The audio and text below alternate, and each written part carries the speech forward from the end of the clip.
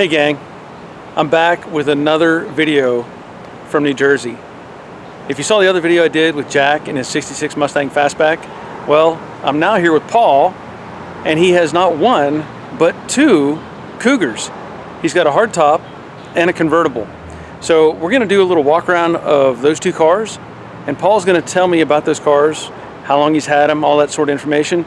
And the blue one has a little interesting history that I want to share with you as well, but I'll let Paul tell you about it. So let's have a look at his Cougars. All right, so here's Paul, and he's going to tell us about his 69 Cougar Hardtop. So let's hear about this car. I've had this car for about 28 years. I bought it in pieces. It came home on a tow truck and 2 pickup truckloads worth of parts. And 6 or 7 years in my garage to get it to where it is. I did everything on it except for the finished body work and the paint. And it's been a real joy to have. My dad bought a Cougar when I was 17, so it was the first car that I got to drive in high school, was a 69 Cougar, and I spent years after that saying I want another one. And finally, my daughter was a couple years old, I guess it was around 92, no, maybe about 96, I bought this and spent 6 years working on it. Paint's 23 years old. Engine's pretty much original. It's got a cam and it's got headers and a 4-barrel and the MSD ignition, and it's a great driving car with the 4-speed. Now, is this an original 4-speed car? No, it was one of my many parts cars. I had probably 5 parts cars, and fenders are from one car, hoods from another car, and as said before, the trunk molding that's on it, I bought a whole parts car just for that trunk molding. And I've accumulated a lot of parts and kept all the best ones to put on it. Now, what engine is in it? This is the 351 Windsor. Again, it came from one of the parts cars with the 4-speed and in the rear. I'm waiting for the posi rear to come from my buddy's transmission shop, and I'll have a true track in it, and I can leave twin stripes in the driveway instead of one. There you go. Now, obviously, you know, it's got some nice wheels on it. It's got disc brakes. Disc brakes in the front, drums in the back. That was standard for the Cougars. Cougars were the upscale Mustang, and the base motor would have been the V8. But you could have gotten them with drums all around. Okay. Now, what is the name of this color? This is called Winter Mist Blue in the Mercury brochures. Paint code P. It's one of the many medium blue metallics. It's actually the original color of the car, but it didn't matter. I built this one for me, not the next person, so I would have painted it this color anyway. Now, obviously, you've recovered the seats? I recovered the front seats. When I got the car, it had these seats in it, and I didn't realize that they were incorrect for it. Oh. 69 should have had the headrests. Only the Eliminators had the high backs, but I like them. They're comfortable, so like I said, I built it for me, so they stay. All right. Now, you were telling me about this vinyl roof. I put the vinyl roof on it. I wanted to break up all the blue, and I bought the original moldings for it here. The trickiest part was figuring out where to drill the holes, because the molding has studs on it, and you don't know exactly where to lay it on and drill it, but it worked out. Now, you were telling me you come up with your own way of finding that location. I found a car in a junkyard, and I laid clay in here and let it harden up so that I could draw a line on my car to see where it went. And I wound up buying that car from the junkyard too. So very cool. Now, I assume, I don't know for sure, is anything re-chromed or new as far as taillights or any of that sort of thing? I've just cleaned up the taillights and buffed them up. I had the bumper re-chromed. Other than that, they're original parts. It's difficult with the Cougars because they don't reproduce a lot of it. They don't reproduce taillights, they don't reproduce lenses, they don't reproduce many of the body panels. So you're stuck with re-chroming or using the best you can find. So it has a tack. Has a tack. That was my latest project, was to take the whole dash out and I replaced the lenses because they get cloudy. Sure. And put in LED lights so I can see where I'm going at night. Now it looks like, if I'm not mistaken, are those power window buttons on the dash? Now those are for courtesy lights. Oh, really? They work different lights. The opera lights in the back here, the lower lights, and a map light that's just over the glove box. Well, that's interesting. Right. Oh, sorry. I didn't even pay attention to the fact that it had the window winders in there, but I saw that and I thought, well, could this be for power windows? Because, you know, they did different things, and the Cougar was a unique car. It really was. And, you know, it's very likely they could have done something like that, but... Not a lot of them came with power windows, and the power window switches are difficult to find, and again, that's something else that's not reproduced. Well, it's a very cool car. I put the chin spoiler on it for the Eliminator look, and I've thought about putting the Eliminator hood scoop on, but I just can't bring myself to drill holes in the hood. Well, it's a very sharp car. And you say this car has some provenance. Is that the word we're using? I think provenance. Provenance. This car was used in a photo shoot, is that right? Photo shoot. Back in early 2000, I got an email from a group representing Martin Guitar. Steve Miller wrote a song on the hood of a Mercury in San Nevada, California, 1973. And they were doing a photo shoot with, they wanted a Mercury and they wanted the guitar with it. And everybody in the local club sent in pictures of their Mercury, and they chose mine. And they came out one cold April evening, and took about 5 hours to get one picture. One picture, and you have the magazine. And this is... There it is. And there's I'm a picker, I'm a grinner. Keep waiting to see Steve Miller in concert. Yeah. And wait by the stage door and get him to sign one of the posters that I got. Okay, so you actually have posters of that. Posters of it. Yeah. Now, what year was that? This was done in early 2000, maybe 2001, 2002. Okay. I was actually surprised when it came out. A friend of mine was a guitar player and said, "Hey, your car." Yeah, your car. That's pretty cool. Well, that's really nice. Again, I've said it to the group that it's rare to even see a Cougar on the road anymore, and especially one in this condition. This is just really nice. But beyond that, you have this backup Cougar, right? That's your spare Cougar, right? The dream was always to have a convertible, and I couldn't afford one, couldn't find one, and this one came up on the internet in Oregon. There's a guy in Oregon who sells Cougar parts, and he came up with this car. It was a customer's car, and I jumped on it. Actually, all my dealings with buying the car were through the guy up in Oregon and not the car owner. And interesting. Had it shipped home, and this one's been more of a work in progress. I fix things as I go. It's always been on the road, and wasn't like the blue car that was in my garage for 6 years before it even rolled. So this was basically in this condition when you got it? Pretty much. I had it painted. Like I said, it's a six-figure, oh, no, not six-figure, $600 Mako paint job. Really? They paint a lot of cars, but the trick is you've got to do all the prep work yourself. Yep. Take off all the emblems, and I had a couple friends, and we did really quick body work in a day, and here it is. It presents pretty well. It does. I like the wheels. That's cool. And again, you know, you talk about seeing, you know, you typically, if you see a Cougar, it's going to be a hardtop. It's really rare to see a convertible. In fact, this is probably the only Cougar convertible I've ever seen. And for somebody to have two of them, or, you know, two Cougars in each model like that, that's pretty cool. I'll tell all my friends I'm not done yet. I need one more. I need an Eliminator. Well, there you go. And if I ever get finish the full my set, other right? projects, I'll get one. So this one has, and what year is this one? This is also a 69. Also a 69, but it has the headrest you were talking about. Yep. So this would be all correct as far as the interior goes. Best thing I ever did to this car was having a friend install a AOD transmission. So I changed the rear to a 370 rear, so I've got great off-the-line performance.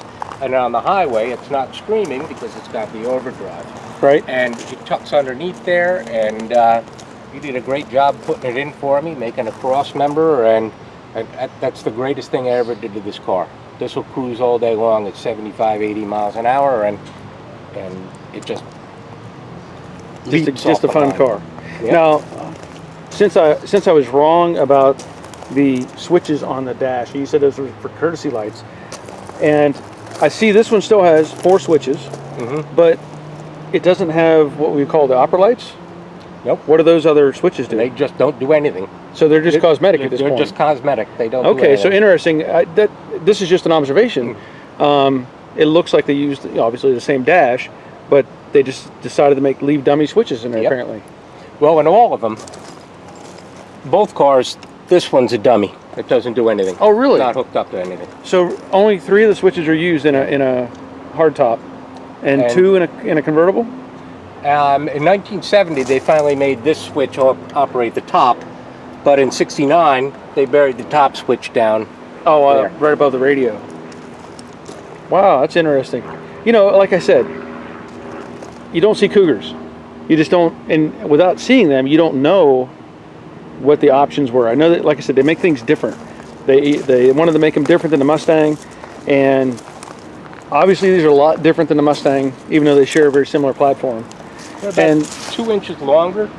So luckily the suspension parts all match up. So we've got that going for us. The engine is the same, but wiring's different, and of course the skin is different. Sure. Now, give me a history of the XR7 if you can. What does that mean? XR7 came out in mid-year, I think 1967, and it was the upscale option. The first ones made were the standard, and the XR7 had leather interior bits. They had a different interior, and the different wood grain. Oh, like the burl wood, and they were an upscale version. Okay. So it was just a package to make it more upscale with the leather seats. And so you talk about the Eliminator. Now, again, I'm naive to the Cougar branding. Did they have anything that was considered like a GT or anything along those lines? In '68 was the GTEs, I believe, and that was the predecessor to the Eliminators. 1969, the Eliminator package was a performance type of a thing. They all had spoilers on them. They all had trunk spoiler. They had the chin spoiler. They had a hood scoop. They had bigger sway bars in them. And the engine options were different. The only engine you could get, the base engine, was the 4-barrel 351, going all the way up to the 428 Super Cobra jet. And they were a performance car. They built a bunch of them for Hertz, the Rent-A-Racer program. All the Rent-A-Racers, they had a sunroof put in the top. Really? So, and they were a performance. They had stripes on the side. They were flashy. Okay.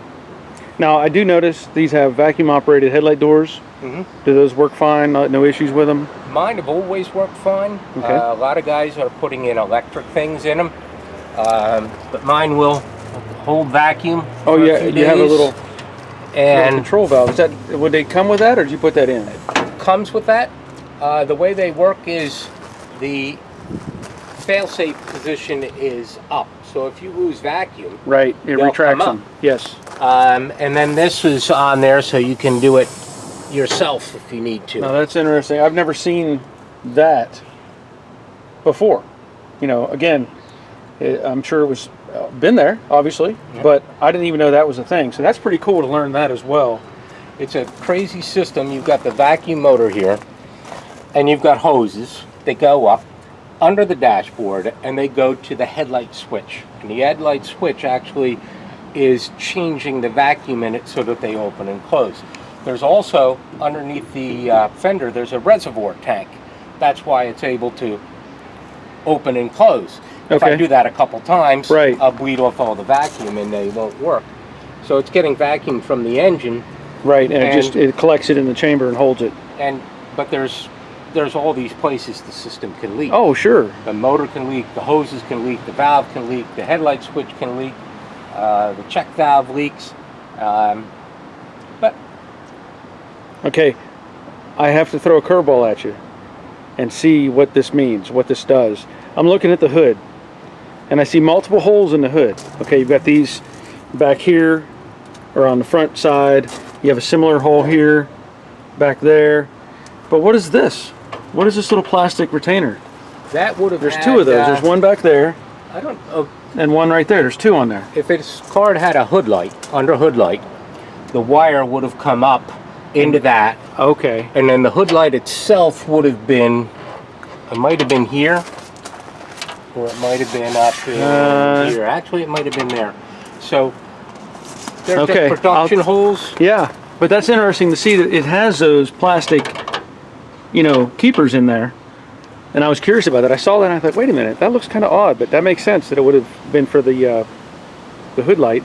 And it's kind of interesting that it doesn't have the hood light because it has the plastic pieces in there. This one was an XR7. It could have had a headlight, under hood light in it, but and I probably have a couple of them at home in the parts boxes, but I just haven't put it in. I mean, well, I tried to get you. But it's like, you know, why bother having it? I'm just going to go to a car show and have the hood up, and I'll have a dead battery the next thing you know. All right. Yeah, that makes sense. I'm with you on that. That's just, again, you just don't see these hardly ever. I know there are Cougar fans out there, and it's a unique group. You have people that either absolutely love them, like you, and then people that, they can live without them. You know, it doesn't, but I appreciate these cars for the condition they're in, what they are, the history they hold. I just think they're amazing cars. Well, online, the Cougar world has a really good group, and it's great when you have questions. There's people to ask, and it's so much different with this one. When I built that car, there was no internet. You had to call people, you had to go to shows, you had to visit people. Well, so you know, easier. You said these are both 69s, right? Yep. Okay, I see something that's throwing me off here. And I say this because, you know, we've noted before, I have some OCD, right? Mm. The peak of that door and that fender are different. Why are they different? Do you know? Or am I just seeing things? You're seeing things. They're the exact same door. Okay. Convertibles have the same door. Because at that angle, it looked like that peak was more forward on that one than on this one. I guess it may have just been the angle. Okay. Quarter panels are different. The quarter panel on a convertible is bowed out more to hide the so that the convertible top mechanism sits in. Oh, I see. Yep. So if you do a quarter panel replacement, you've got to find a convertible quarter panel. Very good. All right. Well, thank you for educating us on these Cougars. For coming out. And you know, I'm sure people will be interested in learning more about these Cougars themselves, because there's a lot of things obviously I didn't know, and again, I'm not around these cars, so great education while I'm here. So I have one more question for you. Which one of these cars is faster? I mean, you got a 4-speed car and an AOD automatic, but which one of them will get it done? Well, even though that one's got a headers in it and it's got a cam, this one has a mild cam in it. That obviously has the 4-barrel and the aluminum intake. On this one, I painted the aluminum intake Ford blue to hide it, and I've got a Carter 4-barrel in it. I've also opened up the back of the air cleaner so it breathes a little bit better. But with the gearing in this car is quicker than the convertible's quicker than the hardtop, even with a 4-speed. But it's all about the gearing. Yes, that's true. That is very true. So that's an Edelbrock intake, and you said you ground off the name and everything? I ground off the name and painted it Ford blue and stuck it on there. You'd never know it by standing here and looking at it. No. Well, Cougar guys would know. Well, Cougar, yeah. We judge the shows and people pick all that apart. But Yep. It's great to have those kind of shows, and a lot of people are really into it. Now, I see you've got, what's the tubing? Was this an AC car? This one originally was an AC car, but that all just disappeared because I couldn't see putting the money into AC. Yeah, I see the tubing cut off back there. So I was curious about that earlier when I was looking at the vents. I thought maybe this is an AC car, but then I looked up front and I didn't see a compressor. I thought, well, maybe not. But now I see something there. Both cars were, actually I don't know whether that one was originally an AC car or not, but the dashboard is an AC dashboard because that was the parts I had. But a lot of stuff in this is controlled by vacuum, so you know, you've got vacuum hoses running all over the place. Okay, well, I'm going to end this video. Paul, thank you again for sharing the information. I think it's fantastic to learn about these cars, and who knows where I may show up next. See ya.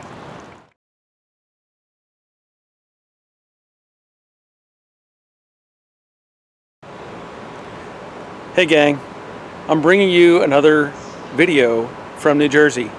I'm here with Dave, and Dave has not one. I'm Paul. Oh gosh. Hey gang, I'm bringing you another video from New Jersey. I did the earlier one on the 66 Mustang Fastback with Jack, and today, or let me start that over.